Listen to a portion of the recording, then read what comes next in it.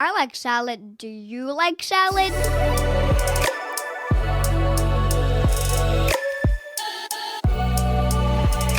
Welcome to Canadian Salad, a fun, factual, and friendly podcast about culture and integration in Canada. I'm one of your hosts. I'm Hostion from China, currently living in Vancouver, unceded territory of Musqueam, Squamish, and Tsleil-Waututh nations. And I'm your other host, Andrea McCoy, an immigrant from the United States and broadcasting you from the unceded traditional territory of the Lekwungen people, the Songhees and Esquimalt First Nations. And you're listening to Canadian Salad! Tony the Tiger. Yeah, it's great. Great. Great. Goodness. Everyone's back. Oh my God. Everyone's back. I know. Another week, another day lived. It is a real gift to be alive, honestly. Oh, true. Yes. You know, we should appreciate things that we have every day. Absolutely, yes. At least we're alive. We are doing this podcast and we're grateful for that. Yeah, we are. And grateful to see each other on our screen again. I do miss having you in person, Hostion. I know. I miss that too. Yeah. This episode today, we're really doing it because I need Hostion to respect me more because I'm older than him. Not that you don't respect. No, I'm totally kidding. I thought we're peers. I know. Andrea, I thought we're peers. peers. We I are guess peers. After that sentence, we're not peers anymore. You're my elder, I guess. That's how you want me to see you. I mean, 10 years is a big age gap. I know in China, we believe every 5 years is a gap. So there's 2 gaps. Ooh, 2 gaps. I'm even more of your elder. Yeah, you are not, my elder's elder, in some sense. You're welcome. You're welcome.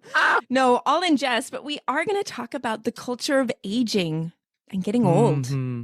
All that yummy stuff. I like to say getting wiser. Getting wiser. Yes. Hopefully. Wiser. Old.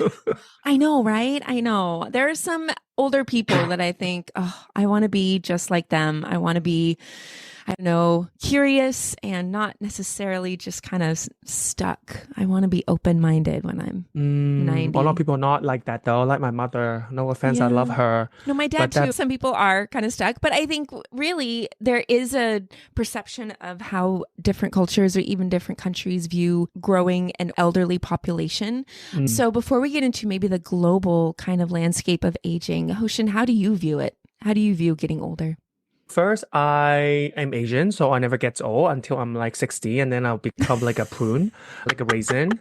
But Asian don't raisin, right? So find out, even though I have true.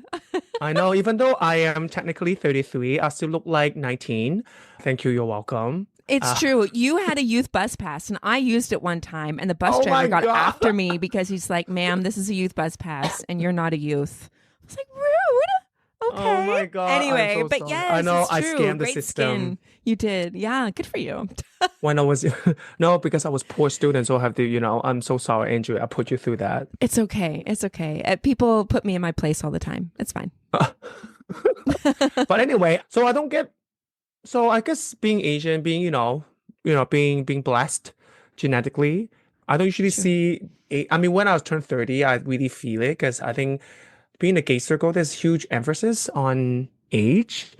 And we have this kind of, I guess, stereotypical idea that, once a gay man turns 30, that you no longer be like, become the popular crowd, because the popular crowd has to be under 30. So you're kind of like less desired. Oh, interesting. And I feel like that's in women too. I feel like. Yeah, there's some of that for sure. Mm-hmm. Yeah. And then also now that I enter my in my 30s, I feel like a lot of my peers similar to my age already start talking about like Botox, fillers, or like definitely way more talk of skincare, sunscreen, all of that. It just kind of like, I don't know, this kind of conversation makes me like sometimes anxious about how I look. Oh yeah. Even more so. Because when you were younger, that you don't have to care about that much, I guess. So I definitely feel a little bit pressured of keeping a youthful look as I age. But I do feel that there's a benefit of being older. Is like people just look to you thinking that you have more wisdom, more more stability, which I do think compared to like 5 years ago. Now that in my 30s, I definitely feel in general also feel more stable, more grounded, more like Sure. in my element, more aware of what I can and cannot do. And that definitely also comes this kind of maturity as I Sure. age. Yes. What about you? What do you think? Lovely. Well, you are so mature and so beautiful. Yeah, I think to echo just those negative views of beauty standards. I remember a few Yeah. years ago going to get a lipstick at I think it was at the Bay, and this woman that was helping me behind the counter, she's like, this lipstick is great, and I think women your age should start thinking about anti-wrinkle creams. Oh my And I thought, women my age, I'm literally, at the time, I think it was like 38, 39. But it was one of those moments where you're just, okay. I need to be thinking about my aging as though it's kind of a negative thing, Yeah. I think I meet so many other women who want to dye their hair. And I used to dye my hair because if anyone's seen me, I do have quite a bit of gray. But I do feel, even though all of those negative ideas of aging, I do feel more of I'm embracing it and I'm just Embracing settling it, which we into love. my gray. Yeah. Even my husband the other day, he's like, I like your gray streaks. It makes you look like you come from you have some authority or you have some lived experience that people are going to listen to. And I was like, "Oh, I do. Thank We you." love. Okay. Right? Okay, Yeah. Mark. We Yeah. love. Yeah. I mean, the man doesn't have a single gray hair or a wrinkle. Really? And when he shaves, yeah, he looks like he's 15 years younger than me. I look like a cougar. Oh. Anyway. So, Oh, yeah. I don't think I like that. But I think also within opposite kind of Eastern or even Asian culture, the idea of growing old and being alone just also sounds really sad because my grandmothers all ended up in nursing homes and they all passed away alone. And so Oh. that's also kind of a sad thing that I'm not looking forward to. But yeah, I think there's an embracing and then there's just also kind of that coexistence of dread at the same time because there's Yeah. some things that could happen with it. So Death. yeah, we're going to kind of look at first kind of the cultural influence, though, of aging. And so collective cultures, which for people who are unaware, collective cultures, according to just philosophy and also Hofstede is a cultural sociologist, he phrased or defined kind of the varying differences between collective and individualistic cultures. But collective cultures primarily have, quote, a strong emphasis on maintaining group harmony and cohesion. So the well-being of the group, family, community, and society will often take precedence over individual desires. Mhm. Right? Which you So could probably AKA understand. Yeah. Yeah, aka I am from a collective culture. A lot of Yes. Asian countries are collective cultures. Yeah. And this is Yeah. largely, I mean, you correct me if I'm wrong, but the research shows that Confucius was a huge influencer in kind of the more Eastern or collective way of thought, where there is a positive view of kind of the collective, but even more so that there's positive views of aging, which actually encourages younger generations to treat older adults with respect, obedience, and care. And Yes. so this is embedded in a lot of Eastern cultures, collective cultures, this idea that elderly family members will be cared for by younger members of the family or cared for in their own homes, maybe living with younger family members or other family relations, but never really alone, Yeah. right? You would say that? Yeah, I would say so. Like in Chinese culture, like there we have this phrase that is commonly seen as like one of the like principles of Okay. in general just being a human. It's called 尊 Yeah. 老爱幼. With Cantonese Mandarin, it's a 尊老爱幼. It literally means respect the elder and love the young, the elder and the youngest or the youth. Yeah. Okay. Respect the elder and love the youth. Yeah. Okay. And I think that shows, I mean, I know even when I went to India, I mean, it would not be uncommon for multiple generations to be under one roof. You not only have grandma, grandpa from one side of the family, but you might have grandma and grandpa from the other side. You might have an auntie, an uncle. You'll probably have cousins. There's just that cohesion, right? That members of the family are all cared for and no one's left to themselves. Yes. Yeah. Whereas, go ahead. Yeah, in my culture, for example, I feel like China is really big too. There's maybe some variations. Of course, someone can speak in my experience. Like it definitely is kind of expected for a adult child to move out of homes once Okay. they are financially independent. But then once the parents become like not able to take care of themselves, it's kind of expected for the kid, the son or the daughter to take care of the parents. Take Yeah. care here. Take care. I mean, like take your parent into your own home to take care of them. Wow. That's kind of Yeah. the expectation The and seen as like expectation. a good deed, like a good Right. kid, like a good child. That's what a Right. golden Right. child should do. You never Right. send your parents to care homes, for example. That seems like a big no-no.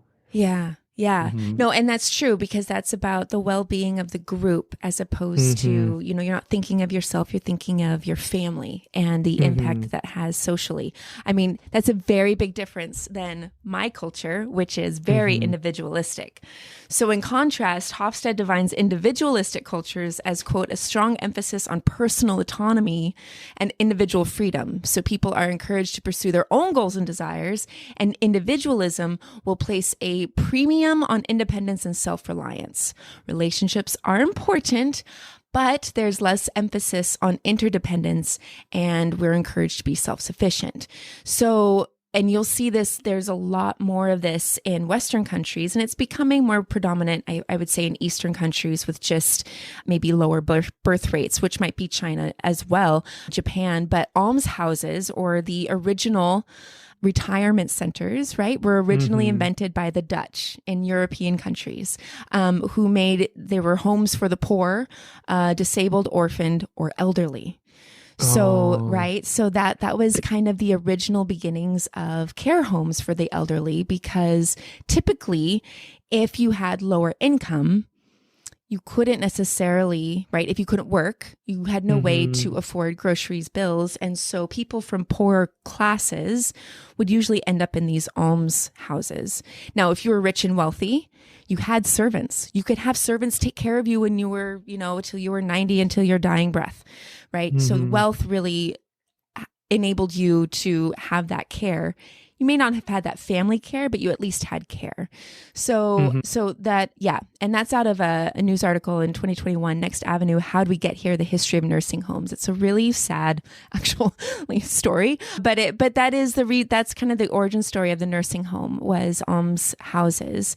In individualistic cultures too, and in contrast to how you were raised, Hostion, there is this idea that there is just a value in being young, right? That you can contribute to society. And I hear this all the time from my brother, who is not too much younger than me, but he'll often have this mindset of, well, older people are just a, quote, drain on society, right? It's just seen so negatively because they can't work and they can't contribute to the overall economic GDP, which this is linked to a bit of Protestantism, which values an individual's worth to their ability to work and be an active member, which is, we were raised Protestant. That's embedded in colonialism and the way America was founded.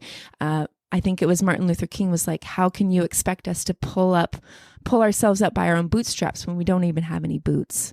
Yeah. Right. So there is in individualistic cultures, especially in America, and I would say Canada to an extent. I think there is individualism for sure, but I think there is, and we'll get into there is still, some people really value the elderly, depending on the family, depending on the social economic status that you have, and also depending on the relationships that you have and develop. So yeah, very huge contrast between you and me, because very different. When my dad retired and when my brother and I were talking about, if he didn't get remarried, there was a conversation where who would take care of dad if he was alone. But now that he's married, we're kind of like, well, I guess he's fine. And there's no conversation about if he becomes unable to care for himself. Care for himself, yeah. Because there is this idea he'll go to a home, which is okay, home. I know, which is again very different. Like I have a younger brother because I'm in Canada, and both my parents are still in China, and my brother still lives with my father. So kind of like it's already given. Like my brother is going to take care of my parents because my brother still lives at home. So right. It's going to go to a family member. And so for you, is it, or at least maybe in your family and maybe not everyone's, is it usually hand down to the eldest? Yeah. Like child. I mean, Yeah. my family is quite traditional, I would say. Like, and there's maybe less traditional families, but in my family is like, I remember when I was born, in my family, like when I say family, I don't mean like here, I'm like general sense of family, let's say. That means all my uncles who are, my father's brothers. They count Yeah. as one big family. So all the male side will count Yeah. as one big family. So in my big family sense, I was the first boy. Oh, I So I see. was the first male to carry the last name in the bloodline. Because even though I have like a older cousin who's a Mm. female, who's Hmm. a cousin, I think she is the first kid in that big family who, again, all the male, my father's all the male, all the brothers. Oh, I see. But I'm the first boy, so somehow my existence is like, ooh, Primo. Yeah, that's primo, it. yes. Yeah. So usually, Interesting. yes, usually all the things goes to the first boy. Yeah, In the interesting. family. In my Okay. smaller sense family, which is my parents, Yeah, yeah, things should usually go to me first I and then see. go to my younger brother. But now I that I'm not see. not in China, everything just automatically goes to my brother. That's just Yeah, how it I works, see. which makes sense. Hmm. Yeah, that's how it goes. That's interesting. Yeah. And that's never a Mm. conversation, at least in a lot of Western families. Like I'm painting a very broad brush, not everyone, right? I think there is some people have that, but there is, I think because of this rugged individualism, often parent-child dynamics aren't always healthy. And so it Yeah, almost absolutely. is, because it's not healthy, there isn't that, oh, I'm willing. And not to say that all Eastern countries and their families are healthy. Like I have Korean friends who struggle with their own parents and with their grandparents, and how traditional, how conservative, or just how rooted in certain kinds of ways of thinking that make it hard for them to mother or parent the way they want to, because maybe they're in Canada and their grandparents or their parents grew up in Korea or grew up with very traditional values, and they're trying to kind of that my friends are trying to kind of break away from those things. So those can create tensions within the family. I agree. Yeah. I mean, also at the end of the day, parents are people too. They are capable of also Yeah. good things and bad things. Sure. So no matter how the culture is like, Yes. no matter how close or how collective that your culture calls you to do, if your parent you really hate may be a strong word, you really don't like one of your parents or both your parents, Yeah. that there's no relationship between you two, that there's no collective for you Right. to Right. together in some sense, Yes. then Yes. you're not gonna cater, you're not gonna take care of your family or your parents. You're not gonna have any Yeah. of this kind of, you might just send them in care homes, even you from Yeah. Asia. Yeah, it's true. That's just how It's it goes. true. Yeah, yeah, yeah. And it's interesting because doing this research, there's a lot of assumptions that, oh, well, because Eastern cultures tend to be more familial and collective, they must have a more positive view of aging. And then in Western No. countries, because they're just very disconnected, they have a negative view. And what's interesting, what made you say no? Because I go ahead. I want to say one story actually, because Yeah. actually it's common. No, this does not practice anymore. But in Japan, for example, is I don't know how common it is, but I know it definitely exists in many villages or tribes in long ago. They don't practice anymore. That I think one elderly to a certain age, I believe he's a 70 or 60 or even 70. Okay. After they reach a certain age, the son, or I believe the sons, have to send the parents up to the mountains and let them fend for themselves, which is, of course, with the expectation Oh. they would die there. So that they no Oh. longer become a burden, quote unquote, to the village or to the family. Oh, wow. And there even a movie about that Oh, in Japan. I wow. highly recommend people to watch it. Do you know the name of it?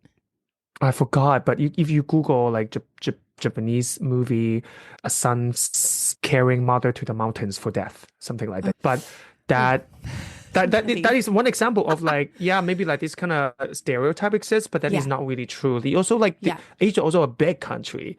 In different area So many. pockets of area probably had practice very different things. Yeah. Yeah. Yeah. Yeah. That's exactly right. That's exactly what the actually research shows. So ageism is a global shared perspective. There were a few studies that came out that really tried to compare ageism with different cultures. So there was a study that was done in 2017, the International Journal of Psychology.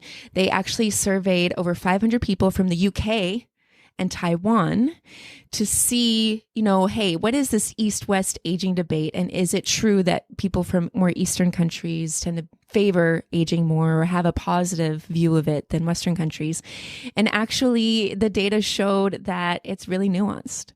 It really depends on the family structure. It depends on, again, economics.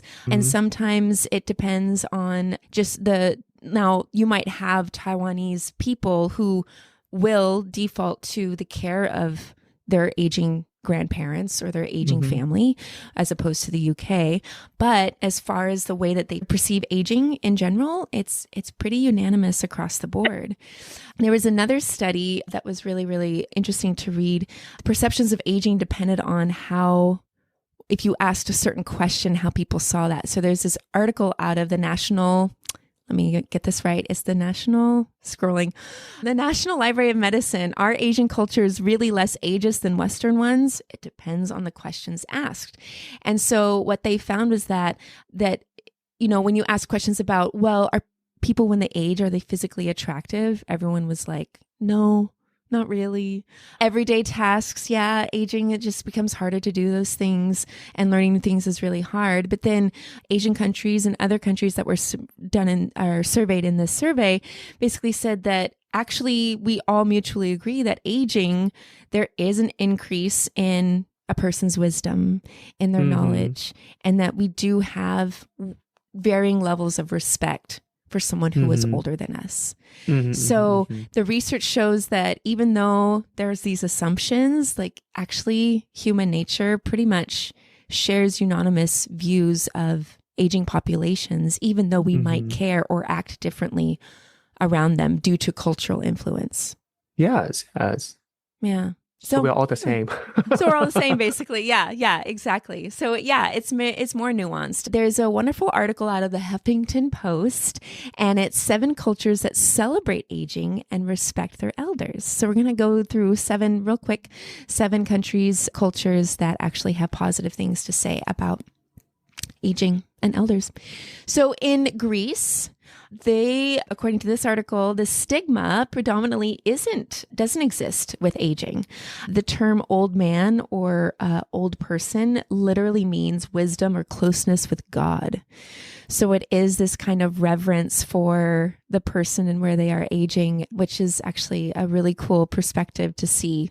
Indigenous peoples of Canada, but also Native Americans, this article highlights that elders are always those knowledge keepers, that they're revered as the ones to pass down traditional knowledge because they've lived a long time. And that's across the board, doesn't matter what gender. You are an elder, you have knowledge, and you have information and wisdom to pass down to other generations, right? Korea does have also a high regard to aging. At ages 60, 70, they create these big birthday celebrations because they see it as a passing into old age. It's like this kind of honor because previously and in times past, living beyond 60 was really, really rare. It might have been just the time, lack of medicine or modernization. People didn't live as long. So, 60, 70, 80, those are big number birthdays and big celebrations. China, this quote was interesting. This was a person from mainland China. They said, quote, placing your parents in retirement homes will see you labeled as uncaring or a bad son, end quote. I know, like I said. There's a negative stereotype with that. It's so very China, negative. Yeah. So China's the place to be if you're older and you want to have some family around. That's really, that's the place to be. So I'm going to tell your brother I'm heading over there when I'm 90. Well, you have to be his parent first. Well, I could adopt him and then I'll be his parent. Anyway, it may not work. The 5th country would be India. So elders are considered the head of the family. They're highly respected. If you want to consult or any decision, you go to auntie, or you go to grandma, grandpa, you go to the oldest person in the family because they're kind of the decision maker. African American cultures, this is number 6, which I thought was really, really beautiful, which I think is rooted in a lot of even just more African-centered traditions or religions or upbringings. But culturally, African Americans see death as a natural rhythm of life. And often they have ceremonies at the funerals. They're more celebratory, even though there's sorrow there. There is a like, hey, this is the passing forward. This is moving forward. So I thought that was actually really beautiful. I saw some clips like people will actually like dance on those like ceremonies and have like a big party. Yeah. And it makes, if you look forward to something, I think that transcends to how you look onto that relationship too. I agree. Yeah. I agree. Because like death is like aging, and death is something that is inevitable. Right. So, why not just see with kinder eyes? Yeah. And I think individualistic cultures could use a strong dose of collectivism when it comes to being a parent. One, a lot of moms, are just like, where's the village? I need that damn village. I'm suffering over here. Right. Or even when it comes to aging parents, because individualistic cultures are very individually driven. And so you don't have the community to step in and watch and hang out with mom and dad while you go to work, or step in and cook some meals while you try to navigate your son's schedule or whatever it is. Like, we're all doing it alone. And so we don't seize that opportunity to see things positively because we have to do it on our own. And we're not created for that, I think. I don't think, right? We are group animals. Well, we're animals first, and we definitely are more group based. Yes. Kind of creature for sure. Yeah, exactly. Yeah. Ancient Rome is our last one. People who age beyond 25, low bar, but back in those days, it was rare. So, right. True. So if you lived, you can think of like, I don't know what age, the Roman philosophers, Socrates, or, any of those older guys, but they were valued, because they were older than 25. And value for age was also dependent upon the life of virtue that you lived. Whatever standards the ancient Rome had, that was also something that coincided with the respect or respect for elderly was, did you live it virtuously and without taint or sin or, whatever, that kind of idea. So, but we'll include the link in our show notes, but that's 7 cultures that celebrate aging and respect their elders. And I just think, going back to maybe the sentiments that you and I expressed, I mean, I talked about being alone and living alone. And I do see that in working. I've worked for retirement communities. I remember I couldn't work for them very long because it got really hard because you get attached to these people that are living there and then they pass away, and it's, it's a life, and they didn't have family that would ever visit them, rarely. And so it does make, I wonder if we built our homes around community more, if we, had more walkable neighborhoods where we could just walk to see grandma and grandpa instead of having to fly over to the middle of, I don't know, barren land McGee where they're living. I wonder if those kinds of things, I'm sure there's things that would help enable that kind of closeness and togetherness for aging parents. So what are your thoughts, Hostion? I mean, that reminds me of like a TV show I watched, actually, this conversation. Netflix, I think there's like a show called 100. The show is about 100 people, and then these 100 do all sorts of like experiments. They are from 20 to 60. So every 10 year is like an age group. So like 20 years old, 30 years old, 40 years old, 50 years old, and 60 years old. So there's like 5 groups. So they ask these 100 people in different age groups, in different teams. Every age group is one team. And they do all sorts of tests, I guess, from their physical health, communication, problem solving, teamwork, and many. They testing many things. And then they give every test is like a score. See which age group is like the best age group. And the result is the 20-year-olds ranked number 1, which not to any of our surprise, obviously. They're young, they're ambitious, they're more energy, they are usually more informational, like they're savvy, tech savvy, and they definitely had the best physical health, I would assume. Yeah. And then do you know the second place is? Would it be people in their 50s? The 60s, the oldest actually Really? comes second. Their score is actually like a bell curve, but like a reverse bell curve. So when you're like 20, you're at the hype, and it kind of goes down from there, and it slowly goes up until you're 260. So it's like a reverse bell Oh, curve. Of course, that show is just not very scientific research, but I find that really interesting. And it also kind of like challenged my perception of that we always see elderly are, useless or right. incapable of A many things. drain, A whatever. drain, yeah, like quote Yeah, unquote, that yeah. what you just said, a drain to many things, a family. But if you really look into it, they actually know they are usually wiser, they're more relaxed, they maybe don't have a job, they retire For sometimes, they sure. have more wisdom, as we always alert to it, and they usually have maybe they even have better ways of solving a problem, Yeah. Yeah. because they have tons of experience with them to see problems many ways. And I think we really need to challenge our perception Mm-hmm. and idea of what elderly means, Right. you know? Right. Mm-hmm. Yeah. Yeah, I mean, that's what I definitely think.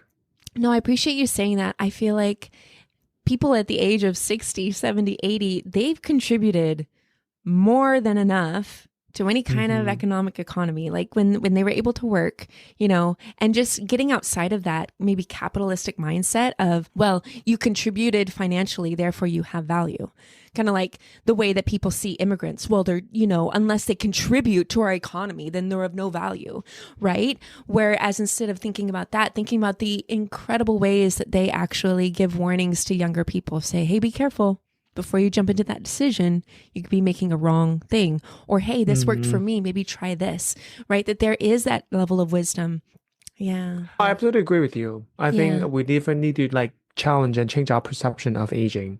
Yeah. And I don't absolutely do not agree with the idea that when you're older, somehow you are less useful, less valuable Yeah. to society and to Yeah. communities that you are in. Because from what I'm seeing too, there's a lot of elderly also volunteers because they retire, whatever, and they Yeah. becomes mentors, becomes like very valuable members of Right. the communities that they are in. Mm-hmm. Mm-hmm. Yeah. Yeah. Yeah. And a lot of them just want to be listened to. They want community just like we do when we're younger. Like we don't, those innate desires never change. And I think I that's agree. something important to keep in mind. So, Mm-hmm, yeah. So that's culture of aging.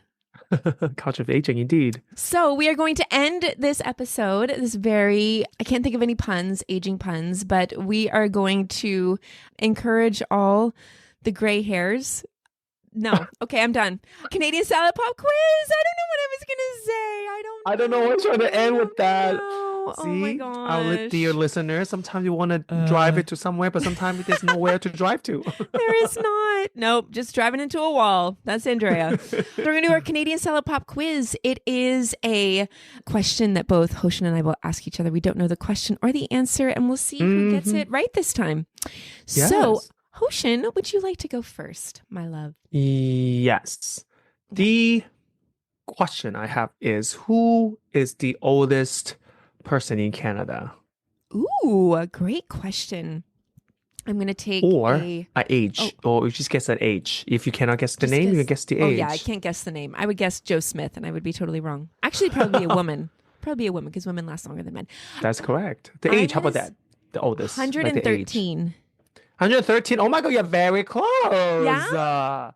Yes, it's 112. Wow. 313 days. So it's almost Oh my 113. gosh. Okay. You're very close. I'll give that to you. Wow. Ding, ding, ding, ding, ding. Thank you. You are Thank you. correct. Oh. And her name is Margaret Romans from Quebec.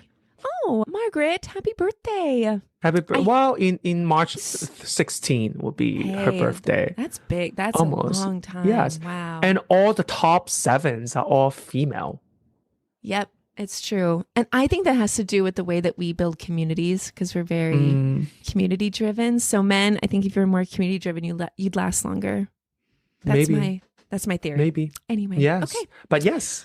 All right. According, Hoshin, to the United Nations, what demographic or what age group of people is growing the fastest? The 50s. 50s. Okay. I'll give you a ding dong instead of a ding ding. Ding dong.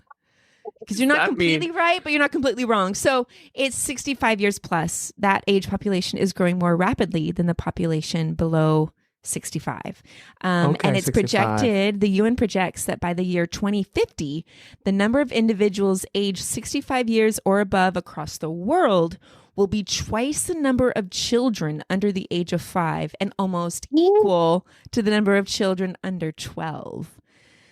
So not enough population. people are having babies across the world. And we've got our beautiful elderly who are the fastest growing age demographic in the world, which, it makes speaks sense. to medicine and accessibility to resources, which is good. We live longer for sure. Yeah. We know nutrients and we have access to more food, to more safety, more medical advancement for sure. We definitely are able to live longer, better now. And I think with the economy, with capitalism, which is not good for the general economy, people will definitely have less.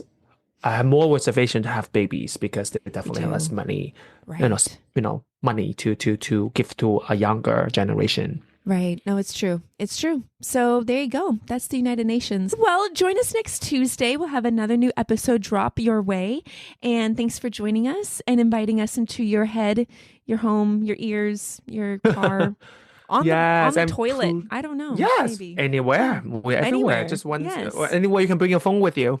Yeah, it's remember true. to leave us a comment. Email us. Share with your family and friends. Website. And we're reviving our Canadian Salad Snacks newsletter. So every month we will send out a newsletter if you subscribe, and it'll give you kind of a rundown of our comments from our listeners, but also some of our really good episodes in case you missed it. So go to canadiansalad.ca for that newsletter. Ooh. I know. Are you signed up, Hostion? I am signed up. Oh, good. If you're not. We're going to have a talk. Oh my gosh. Sign up, We will Hostion. talk after this. We will talk after this podcast. OMG. Yes. See you next week. All right. Bye. Bye.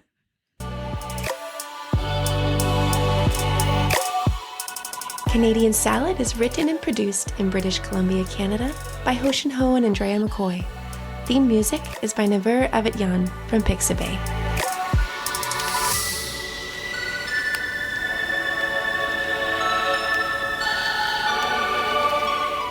This has been a good Drinklin production.